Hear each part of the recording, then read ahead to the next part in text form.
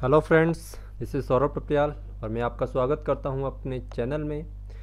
तो जैसा आप लोगों को पता है, हम बात कर रहे हैं इंडियन पॉलिटी के फ्री कोर्स के ऊपर। तो आज का हमारा टॉपिक उसी के होगी कंटिन्यू होगा। तो इंडियन पॉलिटी में हम डिस्कस कर रहे हैं मेकिंग ऑफ इंडियन कॉन्स्टिट्यूशन। तो आप लोगों के एग्ज़ाम में 1 या 2 मार्क्स का ये क्वेश्चन आ सकता है। तो हम पढ़ रहे हैं बिल्कुल बेसिक से, जहाँ से मैंने आप लोगों को पढ़ाना शुरू किया था 1707 से, कि इंडियन पॉलिटी की डिमांड क्यों की गई, कैसे की गई और किस तरह की गई। आप साथ में मेरे साथ हिस्ट्री भी कवर कर रहे हैं इंडियन पॉलिटी को, और इंडियन पॉलिटी के साथ आप लोग मॉडर्न हिस्ट्री और एंशंट हिस्ट्री का कुछ एक टॉपिक भी साथ में पढ़ रहे हैं, जिनको मैं अलग से आप लोगों के साथ डिस्कस करूँगा।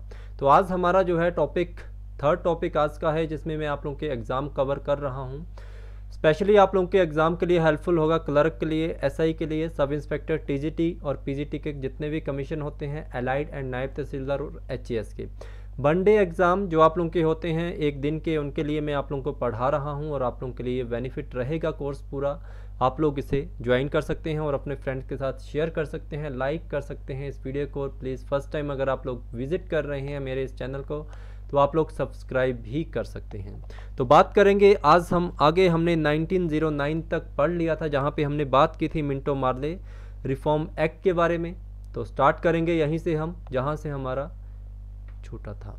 तो मिंटो मार्ले रिफॉर्म एक्ट के बारे में ऑलरेडी मैं आप लोगों के साथ डिस्कस कर चुका हूँ। 1907 जब हमने पढ़ा था, जहाँ पे कांग्रेस का जो आप लोगों का सूरत अधिवेशन, सूरत जो आप लोगों का सेशन हुआ था, वहाँ पे कांग्रेस का विभाजन हुआ था 2 पार्ट में, जिसे हमने जाना था नरम दल और गरम दल में। जो हम बात करेंगे मॉडर्न हिस्ट्री में, जहाँ पे मैं आप लोगों को जस्ट जो इंपॉर्टेंट है वही बात आप लोगों के साथ डिस्कस करूँगा। जो बात आप लोगों की मॉडर्न हिस्ट्री की होगी, एंशंट हिस्ट्री की होगी, वो मैं बात आप लोगों के साथ वहीं डिस्कस करूँगा। तो 1909 मॉर्ले मिंटो रिफॉर्म एक्ट भेजा गया है ब्रिटिशर्स के द्वारा। तो मॉर्ले आप लोग जानते थे कौन थे। तो लॉर्ड मॉर्ले उस समय स्टेट ऑफ सेक्रेटरी हुआ करते थे भारत के, और जो आप लोगों के लॉर्ड मिंटो सेकंड थे, ये वाइसराय हुआ करते थे भारत के। ये भी हिंदू मुस्लिम में फूट डालने के लिए एक नया एक रिफॉर्म या एक एक्ट ब्रिटिशर्स के द्वारा भारत में भेजा गया था। बिकॉज इनको इस बात का पता चल गया था 1857 के विद्रोह में कि अगर हम हिंदू और मुस्लिमों के बीच में आपस में किसी तरह का भी फूट नहीं डालेंगे, तो हमारे लिए यहाँ पे राज करना, यहाँ पे शासन करना हमारे लिए काफ़ी प्रॉब्लम क्रिएट करेगा। तो इन्हीं चीज़ों को मद्देनज़र रखते हुए ब्रिटिशर्स के द्वारा भेजा गया मॉर्ले मिंटो रिफॉर्म्स एक्ट, जिसका मेन एम था हिंदू मुस्लिम के बीच में फूट डालना, ताकि लंबे समय तक यहाँ पे उनका शासन हो सके ब्रिटिशर्स का। तो हिंदू मुस्लिम में फूट डालने के लिए प्लान किया गया। इसी नियम के तहत भारतीय मुसलमानों को यहाँ पे एक अथॉरिटी दी गई, जिसके अंतर्गत वे अपना एक निर्वाचक मंडल अलग से सेपरेट से तैयार कर सकते थे। और यहाँ पे मुस्लिम्स को कुछ पावर्स दी गई इसी के अंतर्गत, कि मुस्लिम को एक सेपरेट इलेक्शन डिवीज़न, जिसे निर्वाचक मंडल कहा गया है, वो दिया गया, जिसके अंतर्गत ये अपना एक अलग कैंडिडेट चूज़ कर सकते हैं। और मुस्लिम को यहाँ पे राइट दिया गया किस चीज़ का, वोट देने का। वोट देने का अधिकार मुस्लिम को दिया गया। और यहाँ पे एक और इनको फ़ायदा मिला कि इनको 2 वोट दिए जाने का अधिकार प्राप्त हुआ। तो आप लोग जानते हैं कि मतदान का जो इनको विशेष अधिकार प्राप्त हुआ था, इसमें 2 वोट दिए जाने का अधिकार दिया गया मुसलमानों को, जिसमें 1 वोट कंपलसरी तो आप लोगों का था कि वो मुस्लिम को जाएगा ही जाएगा, और दूसरा वोट ये किसी को भी दे सकते थे, हिंदू को भी दे सकते थे और मुस्लिम को दे सकते थे। अब अपनी जाति का बंदा, अपनी ही धर्म का पर्सन जो होगा, वो अपनी ही धर्म को आगे बढ़ाना चाहेगा, तो दोनों वोट ऑटोमेटिकली किसके खाते में जाते थे, वो आप लोगों के मुसलमानों के खाते में जाते थे। और इसका मेन एम यही था कि मुसलमानों की संख्या बढ़ाई जाए और मुसलमान ही आगे हिंदुओं को अलग करें और उनकी जो डिमांड्स होंगी उनको मना करें। तो इसी चीज़ के लिए ब्रिटिशर्स के द्वारा आप लोगों का भेजा गया था 1909 में मॉर्ले मिंटो रिफॉर्म्स एक्ट। ठीक है, इसका मैंने आप लोगों को बता दिया कि मेन एम यही था कि भारतीय राजनीति में जो आप लोगों के मुस्लिम थे, इनकी संख्या को बढ़ाना। और आप लोगों के जो मॉर्ले मिंटो रिफॉर्म्स एक्ट है, भारतीय सुधार जो आप लोगों का था, इस पर गांधी जी ने एक कथन भी दिया था कि ये जो आपका मॉर्ले मिंटो सुधार है, यही भारत के सर्वनाश का कारण बनेगा। तो क्वेश्चन आप लोगों से पूछा जा सकता है कि जो आप लोगों का गांधी वाला एक सेशन आता है, वहाँ पे क्वेश्चन आप लोगों का हर साल या पूछा ही जाता है कि किसके बारे में गांधी जी के द्वारा ये कहा गया था कि ये एक्ट भारत के सर्वनाश का कारण बनेगा। तो 1909 का जो आपका मॉर्ले मिंटो रिफॉर्म्स एक्ट आया था, इसी के बारे में गांधी जी ने अपने विचार दिए थे। गांधी जी का इसमें कथन आया था कि ये एक्ट भारत के सर्वनाश का कारण बनेगा। तो नेक्स्ट बात करेंगे हम, यहाँ से चलेंगे 1990 मॉन्टेग्यू चेम्सफोर्ड रिफॉर्म एक्ट। तो ये भी आप लोगों का इंपॉर्टेंट है। तो मॉन्टेग्यू कौन थे? आप लोगों के secretary of state of India, और चेम्सफोर्ड आप लोगों के उस समय के वाइसराय हुआ करते थे।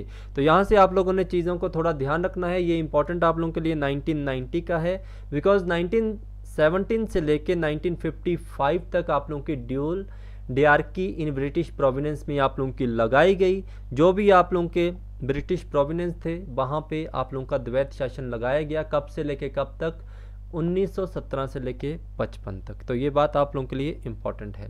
इसके बाद आप लोगों ने ध्यान रखना है कि 1919 का जो आप लोगों का ये एक रिफॉर्म्स एक्ट आया था, इसमें सुनिश्चित किया गया कि जो सैलरी ऑफ ब्रिटिश ऑफिसर्स की इनकी स्टार्टिंग जो पहले भारत से आ रही थी, अब ये कहाँ से? फिर से दोबारा ब्रिटेन से ही आएगी। मैंने आप लोगों से बात की थी इसके बारे में कि पहले जो ब्रिटेन से आई थी, किस रिफॉर्म्स के अंतर्गत उसको भारत में शुरू किया गया था, ये आप लोग आंसर देंगे। इसके बाद जो थर्ड था, इसमें डिसाइड किया गया कि भारत में पहली बार आप लोगों के इलेक्शन डिसाइड किए गए थे। तो ये भी आप लोगों का इंपॉर्टेंट है।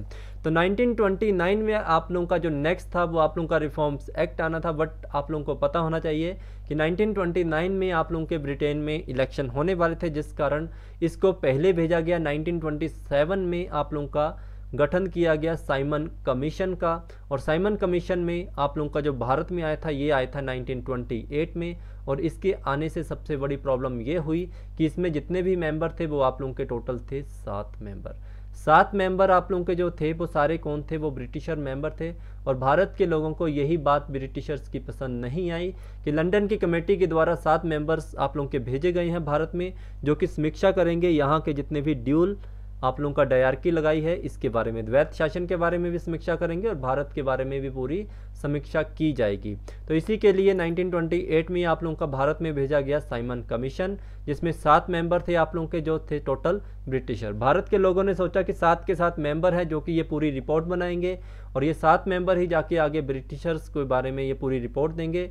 इसमें किसी भी तरह का कोई भी भारतीय शामिल नहीं है, जिस कारण इसका आप लोगों का विरोध किया गया भारतीयों के द्वारा। और इसके ही रिगार्डिंग आप लोगों का एक प्रोटेस्ट हुआ, जिसमें एक साइमन कमीशन के अगेंस्ट, जिसमें नारे लगाए गए साइमन गो बैक, साइमन वापिस जाओ।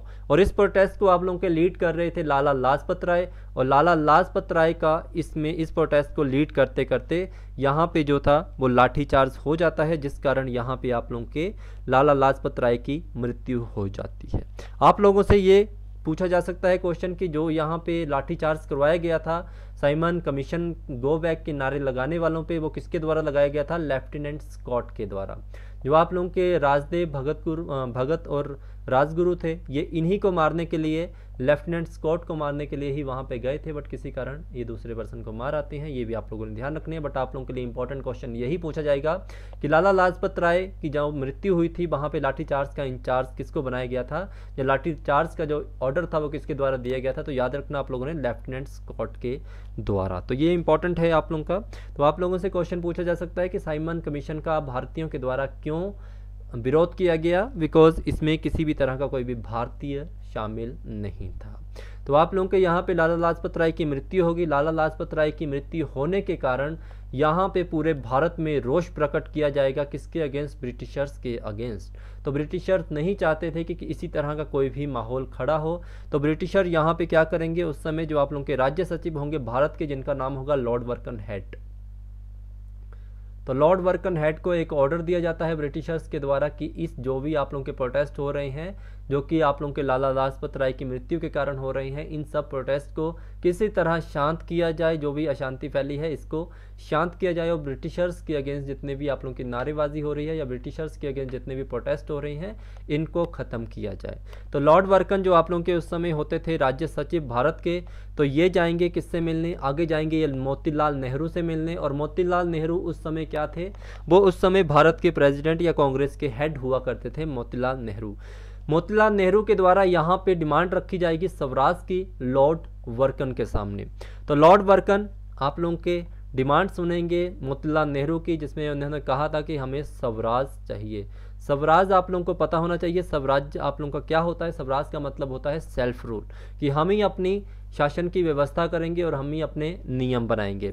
लेकिन लॉर्ड बर्कन ने यहाँ पे कहा कि मैं आप लोगों को स्वराज देने के पक्ष में हो और मुझे कोई भी परेशानी नहीं है कि मैं भारत के लोगों को या आप लोगों को स्वराज दे दूं, बट मेरी आप लोगों के सामने एक शर्त रहेगी जिसमें उन्होंने ये कहा कि आप मुझे ये विश्वास दिलाइए कि जो भारत की राज्य व्यवस्था है, जो भारत की राज व्यवस्था और भारत का जो प्रशासन है, क्या आप उसको ठीक तरीके से चला पाएंगे।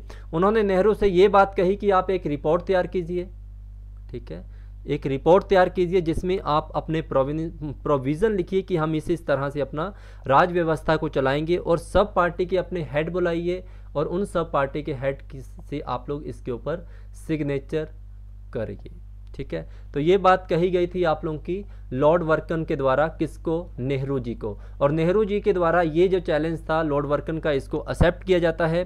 तो यहाँ से वर्कन जो आप लोगों का था, लॉर्ड वर्कन हेड, वो जानता था कि हिंदू मुस्लिम यहाँ पे आप लोगों की एकता भंग होगी, क्योंकि उन्होंने पहले ही आप लोगों के हिंदू और मुस्लिम के बीच में फूट डाल दी थी। तो बात ऐसी ही होती है जब आप लोगों का ये समझौता या आप लोगों का जो ये रिपोर्ट पेश की जाएगी आप लोगों की, तो मोतीलाल नेहरू जब इसको एक्सेप्ट करेंगे, और 1928 में मोतीलाल नेहरू जी के द्वारा जब ये वाली पूरी रिपोर्ट आप लोगों की पेश की जाएगी, और जितने भी आप लोगों के पार्टी के मेंबर होंगे, जितने भी हेड आए होंगे, उनके द्वारा, ठीक है, 1928 में मोतीलाल नेहरू जी के द्वारा दिल्ली में आप लोगों की पेश की जाती है ये रिपोर्ट। इस रिपोर्ट के बारे में आप लोगों को मैं बताना चाहूँगा कि ये जो रिपोर्ट थी इसके ऊपर सभी लोग सिग्नेचर कर देते हैं, जितने भी आप लोगों के पार्टी मेंबर हेड आए होते हैं वो सब सिग्नेचर करते हैं सिवाय एक पर्सन के। यहाँ पे कौन पर्सन है जो यहाँ पे सिग्नेचर नहीं करेगा, उनका नाम होगा मोहम्मद अली जिन्ना। तो ये भी क्वेश्चन आप लोगों से पूछा जाएगा कि नेहरू रिपोर्ट के ऊपर किसके द्वारा सिग्नेचर नहीं किए गए थे, तो इनका नाम होगा मोहम्मद अली जिन्ना के बारे में आप लोगों ने ध्यान रखना है। अब आप लोगों से एक और क्वेश्चन पूछा जा सकता है, एक क्वेश्चन में आप लोगों से कहना भूल गया था, साइमन कमीशन के बारे में आप लोगों ने एक और चीज़ ध्यान रखनी है कि साइमन कमीशन का फेवर में कौन कौन थे। साइमन कमीशन के फेवर में कौन कौन थे, ये क्वेश्चन आप लोगों का पूछा जा सकता है, तो ध्यान रखना, नोट डाउन कीजिए। एक का नाम था डॉक्टर BR अम्बेडकर, ठीक है। उसके बाद आप लोगों ने याद रखना है यूनियन,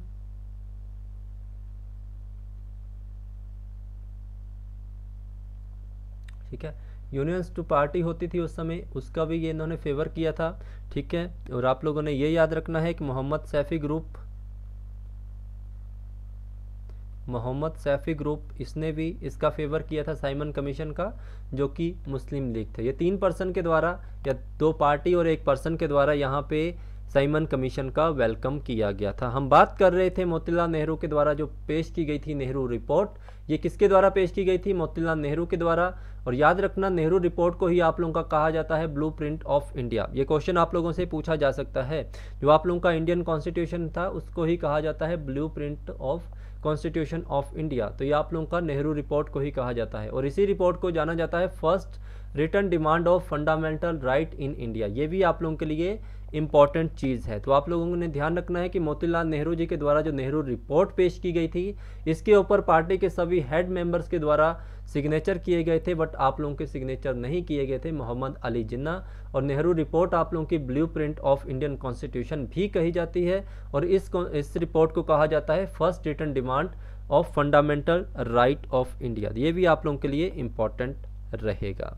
और एक और बात आप लोगों ने याद रखनी है यहाँ पे कि जो 1928 में कांग्रेस आप लोगों की अगेन डिवाइड होगी 2 पार्ट में, क्योंकि यहाँ पे आप लोगों की जो कांग्रेस होगी ये 2 पार्ट में होगी। इसमें आप लोगों का ओल्ड कांग्रेस के नाम से जाना जाएगा और आप लोगों की यूथ कांग्रेस के नाम से जाना जाएगा।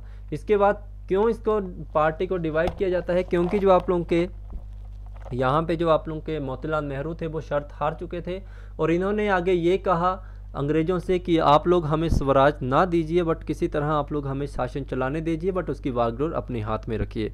बट आप लोगों के जो मोतीलाल नेहरू थे इन्होंने इस बात से जवाहरलाल नेहरू जो इनके पुत्र थे उन्होंने इस बात से इनकार किया कि हमें चाहिए तो पूरा शासन, अदरवाइज़ हमें कुछ भी नहीं चाहिए। ये आप लोगों के लिए इम्पोर्टेंट रहेगा। तो पूर्ण स्वराज आप लोगों का लक्ष्य निर्धारित किया गया था आप लोगों का यहाँ पे। तो ओल्ड कांग्रेस और यूथ कांग्रेस में आप लोगों की जो कांग्रेस है वो फिर से डिवाइड होगी। ये भी क्वेश्चन पूछा जाता है कब हुई थी, 1928। इसके बारे में मॉडर्न हिस्ट्री में आप लोगों को बिल्कुल डिटेल में बताऊंगा। तो ओल्ड कांग्रेस के आप लोगों के हेड बनेंगे मोतीलाल नेहरू, और यूथ कांग्रेस के आप लोगों के हेड बनेंगे जवाहरलाल नेहरू। ये इंपॉर्टेंट आप लोगों का रहेगा। इसके बाद आप लोगों ने ध्यान रखना है कि 1929 में पूर्ण स्वराज लक्ष्य निर्धारित किया गया था कांग्रेस के द्वारा, और इसी कारण आप लोगों ने ध्यान रखना है कि 26 जनवरी 1930 से ही आप लोगों कांग्रेस ने सेलिब्रेट किया था पूर्ण स्वराज दिवस, 26 जनवरी 1930, ठीक है। और 26 जनवरी 1950 को इसको लागू किया गया था। ये भी ध्यान आप लोगों ने रखना है। इंडियन कॉन्स्टिट्यूशन जो आप लोगों का लागू किया गया था वो 26 जनवरी 1950 में। इसके बाद यहाँ पे फंडामेंटल राइट की डिमांड की जाएगी 1931 में। आप लोगों को पता होना चाहिए कि 1931 में क्या होता है। जब आप लोगों का कराची अधिवेशन होगा, कराची अधिवेशन में कांग्रेस के द्वारा डिमांड की जाएगी फंडामेंटल राइट की, जो कि कांग्रेस के द्वारा कराची अधिवेशन में डिमांड की गई थी। ये क्वेश्चन आप लोगों का पूछा जाता है, और इसमें आप लोगों को ये क्वेश्चन पूछा जाता है कि कराची अधिवेशन जो आप लोगों का सेशन हुआ था, इसकी प्रेसिडेंसी किसके हाथ में थी? सरदार वल्लभ भाई पटेल।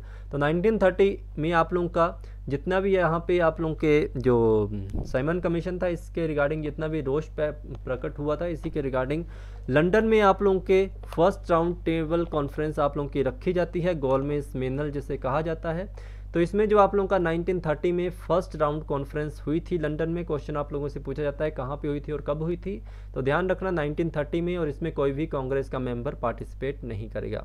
1930 में जैसे ही आप लोगों का सूरत अधिवेशन होता है, इसमें आप लोगों की डिमांड की जाएगी मौलिक अधिकारों की कांग्रेस के द्वारा, जिसमें सरदार वल्लभ भाई पटेल आप लोगों के प्रेसिडेंट होंगे। बट इस डिमांड को रखा जाएगा ब्रिटिशर्स के सामने, और ब्रिटिशर्स के सामने कौन रखेगा इस डिमांड को? इस डिमांड को रखा जाएगा महात्मा गांधी के द्वारा। तो आप लोगों से ये क्वेश्चन पूछा जाता है कि महात्मा गांधी जी ने कौन से सम्मेलन या कौन से राउंड टेबल कॉन्फ्रेंस को अटेंड किया था? तो याद रखना सेकंड राउंड टेबल कॉन्फ्रेंस के द्वारा आप लोगों के जो गांधी जी थे, इन्होंने अटेंड किया था। और यहाँ पे आप लोगों की सांत्वना दी जाएगी आप लोगों की, या एक कॉन्फिडेंस दिया जाएगा गांधी जी को कि हम आप लोगों के जो फंडामेंटल राइट हैं, इनको जो नेक्स्ट हमारा रिफॉर्म एक्ट आएगा उसमें हम इसको पास कर देंगे और आप लोगों को फंडामेंटल राइट्स प्रोवाइड कर दिए जाएंगे। बट ऐसा कुछ होगा नहीं बाद में, जिसके बारे में आप लोग जानेंगे। तो याद रखना महात्मा गांधी जी के द्वारा सेकंड टेबल कॉन्फ्रेंस अटेंड की गई थी, और इसके बाद आप लोगों के 1932 में हुआ था थर्ड टेबल कॉन्फ्रेंस, ठीक है। तो ये ध्यान आप लोगों ने रखना है। और क्वेश्चन आप लोगों से पूछा जाता है महात्मा गांधी जी के साथ कौन गया था? तो सरोजनी नायडू, ये भी इंपॉर्टेंट है, सरोजनी नायडू, ठीक है। तो इसके बाद 1935 में आप लोगों का गवर्नमेंट ऑफ इंडिया एक्ट पास किया जाता है, जिसमें सभी को उम्मीद होती है कि इसमें आप लोगों के जो फंडामेंटल राइट्स होंगे वो दे दिए जाएंगे। बट ऐसा कुछ नहीं होता है। बट 1935 का जो गवर्नमेंट ऑफ इंडिया एक्ट है, ये काफ़ी इंपॉर्टेंट है भारतीयों के लिए और आप सबके लिए, बिकॉज इसी के द्वारा कॉन्स्टिट्यूशन आपका अडॉप्ट किया गया है 80%। तो क्वेश्चन आप लोगों से पूछा जाता है कि 80% इंडियन कॉन्स्टिट्यूशन कहाँ से अडॉप्ट किया गया था? 1935 गवर्नमेंट ऑफ इंडिया एक्ट। और आप लोगों से ये पूछा जाता है क्या नहीं अडॉप्ट किया गया था इससे? तो आप लोगों के फंडामेंटल राइट। तो क्या इंपॉर्टेंट है इसमें? आप लोगों के जो महत्वपूर्ण कार्य किए गए थे, first diarchy in provinces was abolish. जो आप लोगों का द्वैत शासन लगाया था ब्रिटिश प्रोविनेंस में, उसको ख़त्म कर दिया गया और आप लोगों का जो द्वैत शासन सेंटर में अप्लाई किया गया था, ठीक है। और आप लोगों को ये भी पता होना चाहिए, ये आप लोगों के लिए इम्पॉर्टेंट है कि जो द्वैत शासन आप लोगों का सेंटर में लगाया गया है, आज भी ये भारत में लागू है। आप लोग जानते होंगे सेंटर जीएसटी और स्टेट जीएसटी, इसे ही कहा जाता है आप लोगों का डियार्की ऑफ इंडिया सेंटर, ठीक है। स्टेट एंड सेंटर का जो जीएसटी आप लोग प्रोवाइड करते हैं, इसी की एग्जांपल है। इसी के साथ 1 अप्रैल 1935 को रिजर्व बैंक ऑफ इंडिया, भारतीय रिजर्व बैंक की स्थापना की गई। 1935 में जो आप लोगों का सुप्रीम कोर्ट हुआ करता था कोलकाता में, उसको शिफ्ट किया गया कहाँ पे? दिल्ली में। और इसने वर्क करना या काम करना स्टार्ट किया था दिल्ली में 1937 में। इसके बाद इंपॉर्टेंट है 1937 में ही आप लोगों का जो बर्मा है, जो बांग्लादेश है, सॉरी बर्मा आप लोगों का है म्यांमार, बांग्लादेश नहीं है, ध्यान रखना गलत हो सकता है। म्यांमार था, इसको सेपरेट किया गया भारत से, तो ये आप लोगों के लिए इंपॉर्टेंट है। तो म्यांमार जो बर्मा है आप लोगों का, इससे रिगार्डिंग आप लोगों का एक और क्वेश्चन बनता है, किससे? आप लोगों का जो 1857 का जो विद्रोह हुआ था, जिसमें आप लोग जानते हैं बहादुर शाह जो अंतिम मुगल बादशाह होते थे भारत के, उनको यहीं पे भेजा गया था बर्मा के रंगून में, जहाँ पे उनकी मृत्यु भी हुई थी बाद में। रंगून में इनको भेजा गया और आप लोगों से क्वेश्चन वैसे स्टैटिक में पूछा जाता है कि बर्मा का जो रंगून है उसको आज के समय में किस नाम से जाना जाता है, तो यंगोन सिटी वहाँ की जो है उसे पहले जाना जाता था रंगून के नाम से, यंगोन सिटी। ठीक है, तो ये इंपॉर्टेंट है आप लोगों के लिए सारा कुछ, ये आप लोगों ने ध्यान रखना है। तो ये कुछ हिस्ट्री थी आप लोगों की जहाँ से आप लोगों के क्वेश्चन बन सकते हैं, और आज से हम पढ़ेंगे, थोड़ा स्टार्ट करेंगे। कल से हम कॉन्स्टिट्यूशन ऑफ असेंबली के बारे में, संविधान सभा के बारे में पढ़ना स्टार्ट कर देंगे। बट इसी के रिगार्डिंग कुछ एक क्वेश्चन आप लोगों के 1-1, 2-2 मार्क्स के बनते हैं कि पहली बार कॉन्स्टिट्यूशन असेंबली की डिमांड किसके द्वारा की गई थी, संविधान सभा की डिमांड किसके द्वारा पहली बार भारत में की गई थी। तो याद रखना 1895 में बाल गंगाधर तिलक के द्वारा वर्बली रूप से, ठीक है, मौखिक रूप से इसकी डिमांड की गई थी बाल गंगाधर तिलक के द्वारा। बट 1934 में फर्स्ट रिटर्न डिमांड की गई थी एम.एन. रॉय के द्वारा, ऑफिशियल रूप से या औपचारिक रूप से। ये दोनों क्वेश्चन आप लोगों के लिए इंपॉर्टेंट है, इसको याद कर लेना, इंपॉर्टेंट रहेगा। नेक्स्ट आप लोगों का इसके बाद आप लोगों ने ध्यान रखना है 1940 में आप लोगों के जो ब्रिटिशर्स होंगे ये भेजेंगे भारत में क्या चीज़, अगस्त ऑफर, अगस्त प्रस्ताव भेजा जाएगा, first acceptance of demand of constitution assembly, जो आप लोगों की भारतीयों के द्वारा कॉन्स्टिट्यूशनल असेंबली की डिमांड की गई थी, इसकी एक्सेप्टेंस मिलेगी 1940 में अगस्त ऑफर में। बट आप लोगों के जो भारतीय थे वो इससे संतुष्ट नहीं होते हैं, इसके जितने भी लॉ एंड रूल्स होते हैं उससे भारतीय संतुष्ट नहीं होते हैं, जिस कारण भारतीय इसको विरोध करते हैं और इसको रिजेक्ट कर दिया जाता है। इसी के विद्रोह में, ठीक है, जो आप लोगों का अगस्त ऑफर था, इसी के विद्रोह में 1940 में आप लोगों का एक होता है व्यक्तिगत सत्याग्रह। ये भी इंपॉर्टेंट है, आप लोगों का क्वेश्चन डायरेक्ट यहाँ से पूछा जाता है, व्यक्तिगत सत्याग्रह कब स्टार्ट हुआ था, तो इसके बारे में भी मॉडर्न हिस्ट्री में अच्छे से पढ़ेंगे। तो इसमें आप लोगों को ये क्वेश्चन पूछा जाता है कि फर्स्ट कौन सा पर्सन था जिसने व्यक्तिगत सत्याग्रह को स्टार्ट किया था, तो ये इंपॉर्टेंट है। तो याद रखना विनोबा भावे, ठीक है, विनोबा भावे के द्वारा। और जो सेकंड पर्सन थे उनका नाम था पंडित जवाहरलाल नेहरू। तो व्यक्तिगत सत्याग्रह किसके रिगार्डिंग था, आप लोगों के अगस्त प्रस्ताव के रिगार्डिंग था, जिसके जो पहले थे आप लोगों के क्रांतिकारी या जिन्होंने स्टार्ट किया था उनका नाम था विनोबा भावे, और सेकंड थे आप लोगों के जवाहरलाल नेहरू। इसी के बाद आप लोगों का भेजा गया क्रिप्स मिशन, जो भी भारतीयों को फिर से पसंद नहीं आया। अगस्त ऑफर के बाद आप लोगों का सेकंड भेजा गया था क्रिप्स मिशन, ये भी भारतीयों को बिल्कुल भी पसंद नहीं आया था और भारतीयों ने इसके रिगार्डिंग फिर से इसको रिजेक्ट किया। इसी के रिगार्डिंग आप लोगों का 8 अगस्त 1942 को आप लोगों का क्विट इंडिया मूवमेंट स्टार्ट किया गया था। तो ये भी इंपॉर्टेंट है, आप लोगों से क्वेश्चन पूछा जाएगा कि क्विट इंडिया मूवमेंट कब से कहाँ से स्टार्ट हुआ था। तो याद रखना आप लोगों ने ग्वालियर टैंक, जो आप लोगों का बॉम्बे में है, यहाँ से स्टार्ट हुआ था, ग्वालियर टैंक बॉम्बे, ठीक है। और ग्वालियर टैंक बॉम्बे से इसकी शुरुआत हुई थी और इसको जाना जाता है अगस्त क्रांति के भी नाम से। ये इंपॉर्टेंट है आप लोगों का। फिर से भारत में भेजा जाएगा आप लोगों का यही मिशन, जो कि होगा आप लोगों का 1946 में, ये भी इंपॉर्टेंट है। तो 1946 में कैबिनेट मिशन प्लान आप लोगों का भारत में आएगा और इसी के तहत होगा आप लोगों का भारत में संविधान का निर्माण।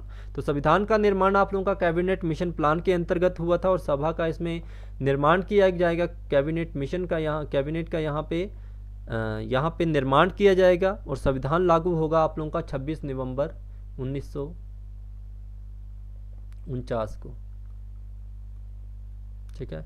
संविधान आप लोगों का जो बनेगा वो 26 नवंबर 1949 को, बट आप लोगों का जो लागू होगा वो याद रखना आप लोगों ने 26 जनवरी 1950, जो हमने पीछे बात की, ठीक है। तो कल हम इसके बारे में पूरी बात करेंगे, कल से हम पढ़ेंगे आप लोगों की ऑफिशियली इंडियन पॉलिटी। पर आप लोगों ने जो भी मेरे 3 लेक्चर अटेंड किए हैं ये भी आप लोगों के लिए इम्पॉर्टेंट हैं, आप लोगों के क्वेश्चन इनमें से भी बनेंगे ही बनेंगे। तो आप लोग प्लीज़ इन चीज़ों को फॉलो करते रहिए, जो मैं लेक्चर आप लोगों के साथ अपडेट कर रहा हूं आप लोग इनको अपडेट करते रहिए और कोशिश कीजिए MCQ साथ साथ लगाने की, आप लोगों के सारे MCQ सॉल्व होंगे, ये आप लोगों से मैं पर्सनली कह रहा हूं और आप लोगों का एग्ज़ाम जरूर क्वालिफाई होगा। अगर आप लोगों के एग्जाम में 10 क्वेश्चन आते हैं तो एटलीस्ट आप लोगों के 8 से 9 मार्क्स तो आएंगे ही आएंगे, अगर आप लोग पूरा कोर्स कंप्लीट कर लोगे मेरा ये वाला। अगर 20 का है तो आप लोगों के 50 to 70 मार्क्स आप लोगों के आने ही वाले हैं, बट 20 का ही टारगेट रहेगा। तो ये आप लोगों का एग्ज़ाम है जो कि आप लोगों का होने वाला है, जो कि आप लोगों के जितने भी एग्ज़ाम हैं जल्दी इनमें ये सारे क्वेश्चन देखने को मिलेंगे और कोशिश करूँगा आप लोगों के एग्ज़ाम से पहले ये पूरी क्लासेज आप लोगों को दे सकूँ।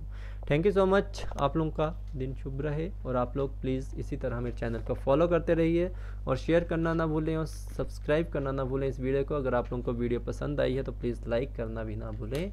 थैंक यू सो मच, मिलते हैं नेक्स्ट वीडियो में। Good night to all of you, धन्यवाद।